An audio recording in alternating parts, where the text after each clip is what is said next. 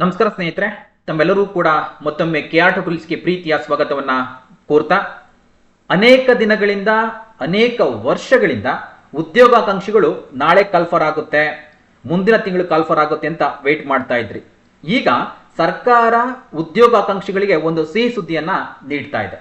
ಅದೇನಂದ್ರೆ, ಈ ಒಂದು ಖಾಲಿ ಹುದ್ದೆಗಳ ನೇಮಕಾತಿಗೆ ಸಂಬಂಧಪಟ್ಟಂತೆ ಎಷ್ಟು ತಿಂಗಳ ಒಳಗೆ ನೇಮಕಾತಿಗೆ ಅಧಿಸೂಚನೆ ಹೊರಡಿಸಬೇಕು, ಯಾವಾಗ ಎಕ್ಸಾಮ್ ನಡೀಬೇಕು, ಯಾವಾಗ ಈ ಒಂದು ಕಂಪ್ಲೀಟ್ ನೇಮಕಾತಿ ಪ್ರಕ್ರಿಯೆಯನ್ನ ಪೂರ್ಣಗೊಳಿಸಿ ಒಂದಿಷ್ಟು ಆದೇಶ ಪ್ರತಿಯನ್ನ ಅಥವಾ ಆರ್ಡರ್ ಅನ್ನ ಆ ಒಂದು ವಿದ್ಯಾರ್ಥಿಗಳಿಗೆ ಅಥವಾ ಆಕಾಂಕ್ಷಿಗಳಿಗೆ ಕೊಡಬೇಕು ಅನ್ನೋ ಸಂಬಂಧಪಟ್ಟಂತ ಕಂಪ್ಲೀಟ್ ಮಾಹಿತಿಯನ್ನ ಕೊಡ್ತಾ ಹೋಗಿದೆ. ಇದಕ್ಕೆ ಸಂಬಂಧಪಟ್ಟಂತೆ ರಾಜ್ಯ ಸರ್ಕಾರದ ವಿವಿಧ ಇಲಾಖೆಗಳಲ್ಲಿ ಖಾಲಿ ಇದ್ದಂತಹ ಹುದ್ದೆಗಳಿಗೆ ಸಂಬಂಧಪಟ್ಟಂತ ಪ್ರಕ್ರಿಯೆಯನ್ನ ತ್ವರಿತವಾಗಿ ಪೂರ್ಣಗೊಳಿಸುವಂತಹ ನಿಟ್ಟಿನಲ್ಲಿ ಉನ್ನತ ಮಟ್ಟದ ಅಧಿಕಾರಿಗಳನ್ನ ನೇಮಕ ಮಾಡುವಂಥದ್ದು ಸರ್ಕಾರ ಅಥವಾ ನೇಮಕಾತಿಯನ್ನ ಮಾಡೋದಕ್ಕೆ ಸರ್ಕಾರ ಮುಂದಾಗಿದೆ. ಇದು ಅತ್ಯಂತ ಮಹತ್ವಪೂರ್ಣವಂತ ಒಂದು ಬೆಳವಣಿಗೆ. ಸೊ ಈ ನಿಟ್ಟಿನಲ್ಲಿ ಯಾವಾಗ ಕಾಲ್ಫಾರ್ಮ್ ಆಗುತ್ತೆ, ಯಾವ ತಿಂಗಳ ಒಳಗಾಗಿ ಈ ಒಂದು ನೇಮಕಾತಿ ಪ್ರಕ್ರಿಯೆ ಪೂರ್ಣಗೊಳ್ಳುತ್ತೆ ಸಂಬಂಧಪಟ್ಟಂತ ಕಂಪ್ಲೀಟ್ ಡೀಟೇಲ್ಸ್ ನೋಡ್ತಾ ಹೋಗೋಣ. ಯಾವೆಲ್ಲ ಇಲಾಖೆಗೆ ಕಾಲ್ಫರ್ ಆಗುತ್ತೆ, ಜೊತೆಗೆ ಎಷ್ಟು ಹುದ್ದೆಗಳಿದೆ, ಇವೆಲ್ಲವೂ ಕೂಡ ಡೀಟೇಲ್ಸ್ ಆಗಿ ನೋಡ್ತಾ ಹೋಗೋಣ ಈ ಒಂದು ವಿಡಿಯೋದಲ್ಲಿ ಅಂತ ಹೇಳ್ತಾ, ಸೊ ಮೊದಲ ಬಾರಿಗೆ ಯಾರಾದ್ರೂ ಕೂಡ ನಮ್ಮ ಚಾನಲ್ ಅನ್ನ ನೋಡ್ತಾ ಇದ್ರೆ ದಯವಿಟ್ಟು ಸಬ್ಸ್ಕ್ರೈಬ್ ಮಾಡ್ಕೊಳ್ಳಿ, ಪಕ್ಕದಲ್ಲಿ ಕಾಣುವಂತ ಬೆಲ್ ಐಕನ್ ಅನ್ನ ಪ್ರೆಸ್ ಮಾಡಿ ಅಂತ ಹೇಳ್ತಾ, ಈ ವಿಡಿಯೋದ ಮಾಹಿತಿ ಇಷ್ಟ ಆದ್ರೆ ದಯವಿಟ್ಟು ಲೈಕ್ ಮಾಡಿ, ನಿಮ್ಮ ಸ್ನೇಹಿತರಿಗೆ ಶೇರ್ ಮಾಡಿ ಅಂತ ಹೇಳ್ತಾ, ಹಾಗೆ ಶಿಕ್ಷಕರ ನೇಮಕಾತಿಗೆ ಸಂಬಂಧಪಟ್ಟಂತೆ ಅತ್ಯಂತ ಕಡಿಮೆ ಶುಲ್ಕದಲ್ಲಿ GPSTR, HSTR, PSTR ಗೆ ಸಂಬಂಧಪಟ್ಟಂತೆ ತರಗತಿಗಳು ಪ್ರಾರಂಭವಾಗಿದೆ. ಸೊ 4 ತಿಂಗಳಿಗೆ ಕೇವಲ 999 ರೂಪಾಯಿ ಇರುತ್ತೆ, 6 ತಿಂಗಳಿಗೆ 1499 ರೂಪಾಯಿ ಇರುತ್ತೆ, 1 ಇಯರ್ಗೆ 1999 ರೂಪಾಯಿ ಇರುತ್ತೆ. ಸುಮಾರು 800ಕ್ಕಿಂತ ಹೆಚ್ಚು ಪ್ರತಿಯೊಂದು ಸಿಲೆಬಸ್ ಪ್ರಕಾರವಾಗಿ 800+ ಚಾಪ್ಟರ್ ವೈಸ್ ತರಗತಿಗಳು ಸಿಗುತ್ತೆ.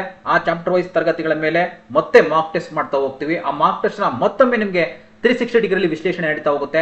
ಓಲ್ಡ್ ಕ್ವಶನ್ ಪೇಪರ್ ಅನಾಲಿಸಿಸ್ ಇರುತ್ತೆ, ಕೀ ಪಾಯಿಂಟ್ಸ್ PDF ನೋಟ್ಸ್ ಇರುತ್ತೆ, ಟೆಸ್ಟ್ ಸೀರೀಸ್ ಇರುತ್ತೆ. ಇವೆಲ್ಲವೂ ಕೂಡ ಒಂದೇ ವೇದಿಕೆಯಲ್ಲಿ ಸಿಗ್ತಾ ಇದೆ. ಸೊ ಮಿಸ್ ಮಾಡ್ಕೊಂಬೇಡಿ ಈ ಅವಕಾಶ ಅಂತ ಹೇಳ್ತಾ, ಸೊ ಹೆಚ್ಚಿನ ಮಾಹಿತಿಗೆ ಕೆಳಭಾಗದಲ್ಲಿ ಕಾಣುವಂತ ನಂಬರ್ ಅನ್ನ ಸಂಪರ್ಕವನ್ನು ಮಾಡಿ, ಅಥವಾ ನೇರವಾಗಿ ನೀವು ಪ್ಲೇ ಸ್ಟೋರ್ ಹೋಗಿ ಕೆಆರ್ ಟೂಲ್ ಆಪ್ ನ ಡೌನ್ಲೋಡ್ ಮಾಡಿಕೊಂಡು ಅಲ್ಲೂ ಕೂಡ ಪೇಮೆಂಟ್ ಮಾಡಿ ಜಾಯಿನ್ ಆಗ್ಬೋದು ಅಂತ ಹೇಳ್ತಾ, ವಿಷಯಕ್ಕೆ ಹೋಗೋಣ. ಏನೆಲ್ಲ ಮಾಹಿತಿ ಇದೆ ಈ ಒಂದು ನೇಮಕಾತಿ ಪ್ರಕ್ರಿಯೆಗೆ ಸಂಬಂಧಪಟ್ಟಂತ ಸರ್ಕಾರ ತೆಗೆದುಕೊಂಡಿರುವಂತಹ ಒಂದಿಷ್ಟು ನಿಲುವುಗಳೇನು, ಒಂದಿಷ್ಟು ಮಾಹಿತಿಗಳೇನು ಅಂತ ನೋಡ್ತಾ ಹೋಗೋಣ. ಸೊ ತಮ್ಗೆಲ್ಲ ಕೂಡ ಇಲ್ಲಿ ಕಾಣ್ತಾ ಇದೆ. ಸೊ ಪ್ರಮುಖವಾಗಿ ಒಂದಿಷ್ಟು ಸರ್ಕಾರಕ್ಕೆ ಸಂಬಂಧಪಟ್ಟಂತ ಏನೆಲ್ಲ ಒಂದಿಷ್ಟು ನಡವಳಿಕೆಗಳಿದೆ ನೋಡ್ತಾ ಹೋಗೋಣ. ನೋಡಿ, ಇಲ್ಲಿ ರಾಜ್ಯ ಸರ್ಕಾರದ ವಿವಿಧ ಇಲಾಖೆಗಳಲ್ಲಿ ಖಾಲಿ ಹುದ್ದೆಗಳ ನೇಮಕಾತಿ ಪ್ರಕ್ರಿಯೆಯನ್ನ ತ್ವರಿತಗತಿಯಲ್ಲಿ ಪೂರ್ಣಗೊಳಿಸಲು ಮೇಲುಸ್ತುವಾರಿಗಾಗಿ ಉನ್ನತ ಮಟ್ಟದ ಅಧಿಕಾರಿಗಳನ್ನ ನೇಮಿಸುವ ಬಗ್ಗೆ ಅಂತ ವಿಷಯದಲ್ಲಿ ಪ್ರಸ್ತಾಪ ಆಗಿದೆ. ಅನೇಕ ರೀತಿಗೆ ಪ್ರಸ್ತಾವನೆಗಳನ್ನ ಕೊಡ್ತಾ ಹೋಗಿದ್ದಾರೆ. ಇಲ್ಲಿ ಪ್ರಮುಖವಾಗಿರುವಂತಹ ಮಾಹಿತಿಯನ್ನು ಹೈಲೈಟ್ ಮಾಡ್ತಾ ಹೋಗ್ತೀನಿ. ಸುಮಾರು 72,186 ಹುದ್ದೆಗಳನ್ನ ಭರ್ತಿ ಮಾಡಲು ಅನುಮೋದಿಸಿತ್ತು. ಸೊ ಅದರಲ್ಲಿ ಕೆಲವೊಂದಿಷ್ಟು ಹುದ್ದೆಗಳನ್ನ ಅಂದ್ರೆ 2023-24ನೇ ಸಾಲಿನಿಂದ ಇಲ್ಲಿಯವರೆಗೆ ವಿವಿಧ ಇಲಾಖೆಗಳಲ್ಲಿ ಖಾಲಿ ಇರುವಂತಹ ಸುಮಾರು 40,009 ಹುದ್ದೆಗಳನ್ನ ಭರ್ತಿ ಮಾಡಲು ಆರ್ಥಿಕ ಇಲಾಖೆ ಅನುಮತಿಯನ್ನ ನೀಡಿದೆ. ಪಾಯಿಂಟ್ 1 ಅಂದ್ರೆ ಈಗ ಆರ್ಥಿಕ ಇಲಾಖೆಯಿಂದ ಎಷ್ಟು ಅನುಮೋದನೆ ಸಿಕ್ಕಿದೆ ಅಂದ್ರೆ 40,009 ಹುದ್ದೆಗಳು ಅನುಮೋದನೆ ಸಿಕ್ಕಿದೆ. ಸೊ ಅದರಲ್ಲಿ ಪ್ರಮುಖವಾಗಿ ಮತ್ತೊಂದಿಷ್ಟು ಮಾಹಿತಿ ನೋಡೋದ್ರೆ, ಕಲ್ಯಾಣ ಕರ್ನಾಟಕ ಅಂದ್ರೆ ನಾವು KK ಅಥವಾ ನಾನ್ HK ಅಂತ ಏನು ಕರಿತೀವಲ್ಲ, ಈ ಭಾಗಕ್ಕೆ ಸಂಬಂಧಪಟ್ಟಂತೆ ಸುಮಾರು 32,117 ಹುದ್ದೆಗಳಿಗೆ ಸಂಬಂಧಪಟ್ಟಂತೆ ಆರ್ಥಿಕ ಇಲಾಖೆ ಅನುಮೋದನೆಯನ್ನ ಕೊಟ್ಟಿದೆ. ಇದು ಕೂಡ ನಾವು ಮತ್ತೊಂದು ಪಾಯಿಂಟ್ ಅಲ್ಲಿ ಗಮನಿಸ್ಕೊಂತ ಹೋಗ್ತೀವಿ. ಇಲ್ಲಿ ಮತ್ತೊಂದು ಮಾಹಿತಿ ನೋಡೋದಾದ್ರೆ, ಸುಮಾರು 17 ಇಲಾಖೆಗಳಲ್ಲಿನ ನೇರ ನೇಮಕಾತಿಯ ಮೂಲಕ, ಎಷ್ಟು ಇಲಾಖೆಗಳು 17 ಇಲಾಖೆಗಳಲ್ಲಿನ ನೇರ ನೇಮಕಾತಿ ಮೂಲಕ ಭರ್ತಿ ಮಾಡಬೇಕಾದ ಹುದ್ದೆಗಳನ್ನ ತ್ವರಿತಗತಿಯಲ್ಲಿ ಭರ್ತಿ ಮಾಡಲು ಮೇಲುಸ್ತುವಾರಿಗಾಗಿ ಸರ್ಕಾರದ ಅಪಾರ ಮುಖ್ಯ ಕಾರ್ಯದರ್ಶಿ ಹಾಗೂ ಅಭಿವೃದ್ಧಿ ಆಯುಕ್ತರು ಇವರಿಗೆ ಜವಾಬ್ದಾರಿಯನ್ನು ಕೊಡಲಾಗಿದೆ. ಜೊತೆಗೆ 34 ಇಲಾಖೆಗಳನ್ನ ನೇಮಕಾತಿಯ ಮೂಲಕ ಭರ್ತಿ ಮಾಡಬೇಕಾದ ಹುದ್ದೆಗಳನ್ನ ತ್ವರಿತಗತಿಯಲ್ಲಿ ಭರ್ತಿ ಮಾಡುವ ಕುರಿತು ಮೇಲುಸ್ತುವಾರಿ ಮಾಡಲು ಕರ್ನಾಟಕ ಸರ್ಕಾರದ ಅಪಾರ ಮುಖ್ಯ ಕಾರ್ಯದರ್ಶಿ ಇವರಿಗೆ ಜವಾಬ್ದಾರಿಯನ್ನ ನೀಡಿ ನಿರ್ಣಯಿಸುತ್ತಾರೆ ಅಥವಾ ಜವಾಬ್ದಾರಿಯನ್ನ ನೀಡಿ ನಿರ್ಣಯಿಸಿರುತ್ತದೆ. ಆದುದರಿಂದ ಈ ಕೆಳಕಂಡ ಆದೇಶ ಅಂದ್ರೆ ಕೆಳಭಾಗದಲ್ಲಿ ಏನೆಲ್ಲ ಆದೇಶವನ್ನ ಕೊಟ್ಟಿದ್ದಾರೆ ಅದನ್ನ ನೋಡ್ತಾ ಹೋಗೋಣ. ಓಕೆನಾ? ನೋಡಿ, ಇಲ್ಲಿ ಪ್ರಮುಖವಾಗಿ ನಿಮ್ಗೆ ಹೇಳಿದಂತೆ ಅನುಬಂಧ 1ರಲ್ಲಿ ಕೆಳಭಾಗದಲ್ಲಿ ಅನುಬಂಧ 1 ಇದೆ, ಅದರಲ್ಲಿ ಮಾಹಿತಿಯನ್ನು ಕೊಡ್ತೀನಿ. ಸುಮಾರು 17 ಇಲಾಖೆಗೆ ಸಂಬಂಧಪಟ್ಟಂತೆ ಯಾವೆಲ್ಲ ರೀತಿಯಂತ ಇಲಾಖೆಗಳಿದೆ, ಯಾವೆಲ್ಲ ನೇಮಕಾತಿಗಳನ್ನ ಮಾಡ್ಕೊಬೇಕು, ಯಾವ ಇಲಾಖೆಗಳು ಅಂತಾನೂ ಕೂಡ ಮಾಹಿತಿಯನ್ನು ಕೊಡ್ತಾ ಹೋಗಿದ್ದಾರೆ. ಅನುಬಂಧ 2ನಲ್ಲೂ ಕೂಡ ಅನೇಕ ರೀತಿಯಾಗಿ ಇಲಾಖೆಗಳನ್ನ ಕೊಟ್ಟಿದ್ದಾರೆ. ಸುಮಾರು 34 ಇಲಾಖೆಗಳಿಗೆ ಸಂಬಂಧಪಟ್ಟಂತ ಮಾಹಿತಿ ಇದೆ, ಅದನ್ನು ಕೂಡ ಗಮನಿಸ್ಕೊಂತ ಹೋಗೋಣ. ಅದಕ್ಕಿಂತ ಮುಖ್ಯವಾಗಿ ಇಲ್ಲಿ ನಾವು ಗಮನಿಸಬೇಕಾಗಿದೆ ಅಂದ್ರೆ, ಮೇಲಿನ ಎಲ್ಲಾ ನೇರ ನೇಮಕಾತಿ ಹುದ್ದೆಗಳಿಗೆ ಮುಂದಿನ 2 ತಿಂಗಳಲ್ಲಿ, ವೆರಿ ವೆರಿ ಇಂಪಾರ್ಟೆಂಟ್, ಮುಂದಿನ 2 ತಿಂಗಳಲ್ಲಿ ನೇಮಕಾತಿ ಅಧಿಸೂಚನೆ ಹೊರಡಿಸಲು, ನೋಡಿ ಅಂದ್ರೆ ಮುಂದಿನ 2 ತಿಂಗಳೊಳಗೆ ಏನೆಲ್ಲ ಇಲಾಖೆಗಳು ಕೆಳಭಾಗದಲ್ಲಿ ನೋಡ್ತಾ ಹೋಗ್ತೀವಿ, ಆ ಒಂದು ಇಲಾಖೆಗಳಲ್ಲಿ ವಿತಿನ್ 2 ಮಂತ್ಸ್ ಏನಾಗುತ್ತೆ ನೇಮಕಾತಿ ಅಧಿಸೂಚನೆ ಹೊರಡಿಸಬೇಕು. ಹಾಗೆ ಮುಂದಿನ 4 ತಿಂಗಳ ಅಂದ್ರೆ ಮುಂದಿನ 4 ತಿಂಗಳಲ್ಲಿ ನೇಮಕಾತಿ ಪರೀಕ್ಷೆಗಳನ್ನ ನಡೆಸಲು ಹಾಗೂ ಮುಂದಿನ 6 ತಿಂಗಳಲ್ಲಿ ನೇಮಕಾತಿ ಪ್ರಕ್ರಿಯೆಯನ್ನು ಪೂರ್ಣಗೊಳಿಸಲು ನೇಮಕಾತಿ ಆದೇಶಗಳನ್ನು ಕಡ್ಡಾಯವಾಗಿ ಹೊರಡಿಸಲು ಎಲ್ಲಾ ಕ್ರಮಗಳನ್ನ ತೆಗೆದುಕೊಳ್ಳಲು ಸೂಚಿಸಲಾಗಿದೆ. ಅದರ ಅರ್ಥ ಇಲ್ಲಿಂದ ಮುಂದಿನ 2 ತಿಂಗಳ ಒಳಗಾಗಿ ನಿಮ್ಗೆ ಏನಾಗುತ್ತೆ, ಅಧಿಸೂಚನೆಗೆ ಸಂಬಂಧಪಟ್ಟಂತ ಆಗ್ಬೇಕು, ಆ ಒಂದು ಇಲಾಖೆಗಳಲ್ಲಿ ನೇಮಕಾತಿ ಅಧಿಸೂಚನೆ ಹೊರಡಿಸಬೇಕು. ಹಾಗೆ ಇಲ್ಲಿಂದ 4 ತಿಂಗಳು ನಿಮ್ಗೆ ಏನಾಗುತ್ತೆ ಅಂದ್ರೆ ಇಲ್ಲಿಂದ 4 ತಿಂಗಳೊಳಗೆ ಎಕ್ಸಾಮ್ ಬರುತ್ತೆ ಅಂತ ಅರ್ಥ. ನೇಮಕಾತಿಗೆ ಸಂಬಂಧಪಟ್ಟಂತ ಪರೀಕ್ಷೆ ನಡೆಸಬೇಕು. ಟೋಟಲ್ ಆಗಿ ಏನಾಗ್ತಾ ಹೋಗುತ್ತೆ, ಇಲ್ಲಿಂದ 6 ತಿಂಗಳ ಒಳಗಾಗಿ ಯಾವೆಲ್ಲ ಇಲಾಖೆಗಳನ್ನ ಕೊಟ್ಟಿದ್ದಾರೆ ಆ ಇಲಾಖೆಗೆ ಸಂಬಂಧಪಟ್ಟಂತ ಒಂದಿಷ್ಟು ಆದೇಶಗಳನ್ನ, ನೇಮಕಾತಿ ಆದೇಶಗಳನ್ನ ಕಡ್ಡಾಯವಾಗಿ ಕೊಡಬೇಕು ಅಂತ ಸಂಬಂಧಪಟ್ಟಂತ ಒಂದಿಷ್ಟು ಇದಕ್ಕೆ ಸಂಬಂಧಪಟ್ಟಂತ ಕ್ರಮವನ್ನ ತೆಗೆದುಕೊಳ್ಬೇಕು ಅಂತ ಹೇಳ್ತಾ ಹೋಗಿದ್ದಾರೆ.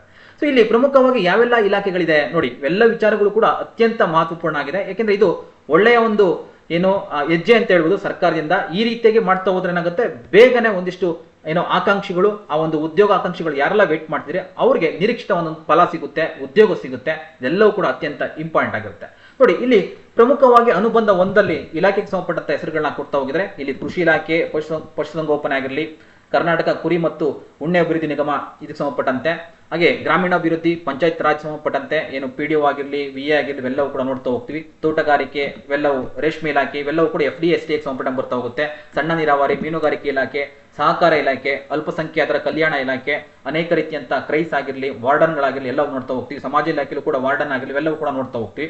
ಹಾಗೆ ಪರಿಶಿಷ್ಟ ಪಂಗಡ ಇಲಾಖೆಗೆ ಸಂಬಂಧಪಟ್ಟಂತೆ ಜಲಸಂಪನ್ಮೂಲ ಇಲಾಖೆ, ಕಂದಾಯ ಇಲಾಖೆ, ಹಾಗೆ ಕಾರ್ಮಿಕ ಇಲಾಖೆ, ಇಂಧನ ಇಲಾಖೆ, ಲೋಕೋಪಯೋಗಿ ಇಲಾಖೆ. ಅದ್ರ ಜೊತೆಗೆ ಅನುಬಂಧ 2ರಲ್ಲಿ ಓಕೆನಾ ಅನೇಕ ರೀತಿಯಾಗಿ ಇಲಾಖೆ ಕೊಟ್ಟಿದ್ದಾರೆ. ಇಲ್ಲಿ ಸಿಹಾಸು ಇಲಾಖೆ, ಹಾಗೆ ಸಿಹಾಸು ಇಲಾಖೆ ಸಂಬಂಧಪಟ್ಟಂತ ಆಡಳಿತ ಭಾಗ, ಹಾಗೆ ಇಲಾಖೆ ಸಂಬಂಧಪಟ್ಟ ಈ ಆಡಳಿತ, ಕೌಶಲ್ಯ ಅಭಿವೃದ್ಧಿ ಇಲಾಖೆ, ಅರಣ್ಯ ಇಲಾಖೆ, ಕಂದಾಯ ಇಲಾಖೆ, ಆರ್ಥಿಕ ಇಲಾಖೆ, ಹಾಗೆ ಆಹಾರ ಮತ್ತು ನಾಗರಿಕ ಸರಬರಾಜು ಇಲಾಖೆ, ಜೀವಿಶಾಸ್ತ್ರ ಮತ್ತು ಪ್ರಾಣಿಶಾಸ್ತ್ರ ಇಲಾಖೆ, ಕೈಮಗ್ಗ ಮತ್ತು ಜವಳಿ ಇಲಾಖೆ, ಮಹಿಳಾ ಮತ್ತು ಕಲ್ಯಾಣ ಅಭಿವೃದ್ಧಿ ಇಲಾಖೆ, ಶಾಲಾ ಶಿಕ್ಷಣ ಸಾಕ್ಷರತಾ ಇಲಾಖೆ. Very important. ಯಾಕೆಂದ್ರೆ ಟೀಚರ್ ರಿಕ್ರೂಟ್ಮೆಂಟ್ ಸಂಬಂಧಪಟ್ಟಂತೆ ವೇಟ್ ಮಾಡ್ತಾ ಇರೋದು ಸುಮಾರು 15,000 ಶಿಕ್ಷಕರ ನೇಮಕಾತಿ ಸಂಬಂಧಪಟ್ಟಂತೆ ವೇಟ್ ಮಾಡ್ತಿರೋಂಥದ್ದು ಇಲಾಖೆ ಶಾಲಾ ಶಿಕ್ಷಣ ಮತ್ತು ಸಾಕ್ಷರತಾ ಇಲಾಖೆ. ಅತ್ಯಂತ ದೊಡ್ಡ ಇಲಾಖೆ. ಈ ಇಲಾಖೆಯಲ್ಲಿ ಕಾಲ್ಫಾರ್ಮ್ ಆಗುವಂತಹ ಹುದ್ದೆಗಳಿಗೆ ಸಂಬಂಧಪಟ್ಟಂತೆ ಶಿಕ್ಷಕಾಕಾಂಕ್ಷಿಗಳು ವೇಟ್ ಮಾಡ್ತಾ ಇದ್ರ. ಆ ಇಲಾಖೆಯು ಕೂಡ ನಾವು ನೋಡ್ತಾ ಇದೀವಿ.